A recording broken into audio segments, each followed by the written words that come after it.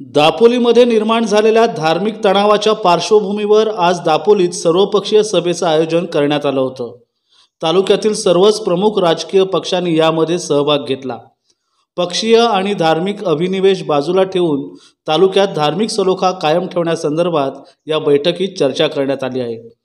तर तालुक्यात अशा प्रसंगांची पुनरावृत्ती टाळण्यासाठी एक समिती स्थापन करण्यात आल्याची माहिती उपस्थित नेते मंडळींनी दिली आहे। जातीय सलोखा राखण्यासाठी कोणत्या पद्धती धार्मिक संबंध बिघडणार नाही आणि धार्मिक दंगली होणार नाही, जाती दंगली होणार नाही, याच्यासाठी आपण तालुक्यातील सर्व राजकीय पक्षाच्या पदाधिकारी एकत्र बसून असा निर्णय घेऊया की प्रकारची घटना घडली तर पोलीस स्टेशनला आपण स्वतः जाऊन ज्या व्यक्तीने असं कृत्य केलेलं असेल त्याला अद्दल घडली पाहिजे आणि त्याची पाठराखण कोणी न करताना आपण पोलीस स्टेशनला कोणत्या पद्धतीने दोन्ही बाजून जमाव निर्माण होणार नाही आणि तालुक्याचे स्वास्थ्य बिघडणार नाही, याच्यासाठी आपण प्रयत्न केला पाहिजे। आपण सर्वांनी सर्व पक्षीय सर्व धर्मीय लोकांनी एकत्र येऊन कोणत्याही पद्धतीत आपण तो वाद पोलिसांना घेऊन समाजातील लोकांना घेऊन त्या तक्रारदार आरोपीला एकत्र घेऊन तो आपण सलोख्याने मिटवून दापोली शांत राहण्यासाठी आपण राजकीय पक्षांनी प्रयत्न केले पाहिजेत।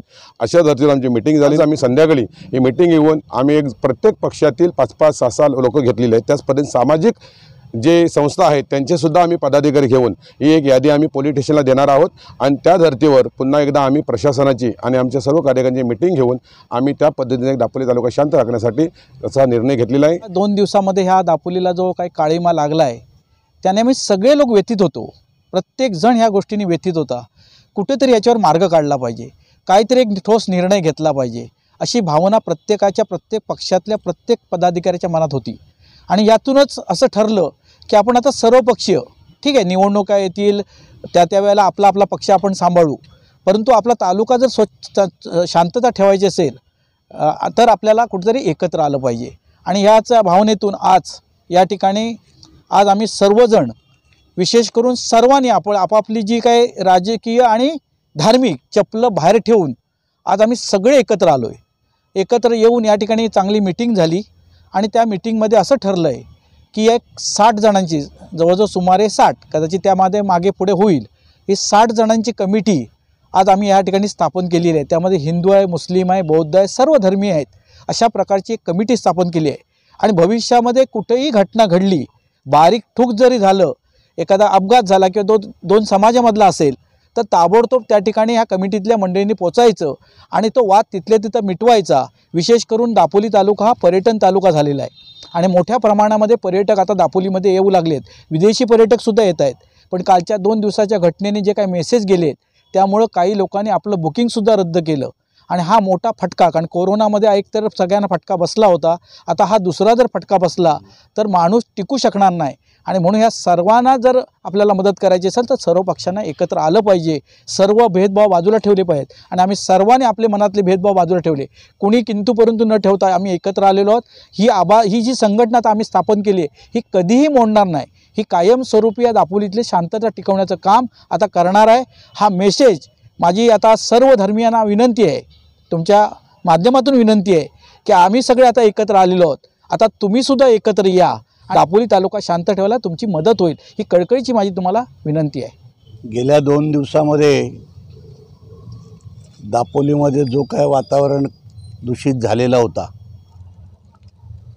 त्या संदर्भात आम्ही सर्व पक्ष राजकीय पादत्रानं बाजूला ठेवून आम्ही एकत्रित आलो आणि आम्ही एक निर्णय घेतला की ही दापोली ही शांत राहिली पाहिजे, समाजामध्ये कोणाचंही तेढ निर्माण होणार नाही, ही जबाबदारी आम्ही सर्व प्रमुख कार्यकर्त्यांनी आजपासून घेतलेली आहे। मोबाईलच्या माध्यमातून ही घडलेली घटना आहे आणि म्हणून इकडे खऱ्या अर्थाने लक्ष केंद्रित करायला पाहिजे। आपल्या पालकांनी देखील मुलांना तशा पद्धतीचं दमवजा मार्गदर्शन केलं पाहिजे, कॉलेजमधनं देखील त्यांना तशा पद्धतीचा दमवजा मार्गदर्शन झाला पाहिजे आणि पुन्हा हे अनुचित प्रकार घडणारच नाहीत ह्याची जबाबदारी घेतली पाहिजे आणि त्या जबाबदारीमध्ये आम्ही राजकीय मंडळी देखील सहभागी असायला पाहिजे, त्यांचा देखील पूर्ण हेतू शुद्ध असला पाहिजे की अशा पद्धतीचा प्रकार घडणार नाहीत आणि ती काळजी घेण्यासाठीच आज आमचे जवळजवळ 60 लोकांची इथे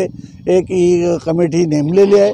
आम्ही प्रांतसाहेबांचा टाईम घेऊन त्या ठिकाणी सर्व अधिकारी म्हणजे मग तहसीलचे असतील, महसूलचे असतील, त्याचबरोबर पोलीस स्टेशनचे असतील, या लोकांना त्या ठिकाणी बोलवून त्या ठिकाणी आम्ही केलेली कमिटी ही आम्ही त्यांच्याकडे ते देणार आहोत आणि त्यांना सांगणार आहोत व इथून पुढे जर का कधी असं पहिली गोष्ट म्हणजे ही गोष्टी पुन्हा घडूच नाही आणि हे सर्वांच्याच मनामध्ये आहे. मग ते हिंदू असू दे, मुस्लिम असू दे, कुणबी असू दे, मराठा असू दे, बौद्ध समाज असू दे, अनेक समाज आहेत, त्या सगळ्यांचीच भावनाच आहे की या दापोलीमध्ये ही दंगल कधी होता कामा नये. आणि या भावनेतून आम्ही उद्या प्रांतांकडे सुद्धा वेळ घेऊन जेव्हा बसणार तेव्हा त्यांना ह्या कमिटीचा उद्देश काय ते त्यांच्यासमोर ठेवून आम्ही पुढे कशातून कार्यरत राहणार हे देखील सांगण्याचं आपल्या पत्रकार बंधूंना आपल्या माध्यमातून देखील याची पब्लिसिटी जास्त व्हावी, याची प्रसिद्धी व्हावी अशी आमची सर्वांच्या वतीनं आपल्याला विनंती आहे. आणि दापोली शांत राहील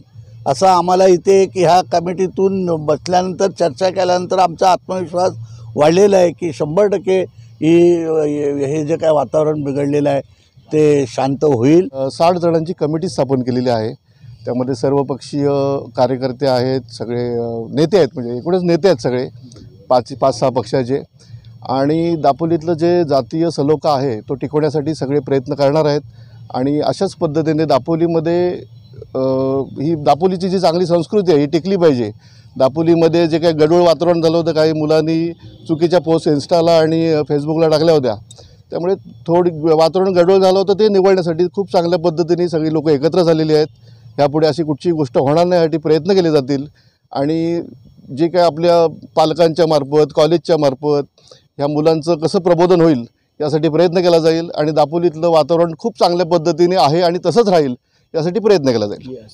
सर्वपक्षीय मंडळींनी एकत्र येऊन एक वेगळा विचार, दापोलीच्या संस्कृतीचा वसा जो आहे तो कुठंही पुढं धब्बा न लागता चांगल्या प्रकारे चालेल हीच एक इच्छा प्रदर्शित केलेली आहे आणि त्याच्यातलं उचललेलं हे पाऊल आहे.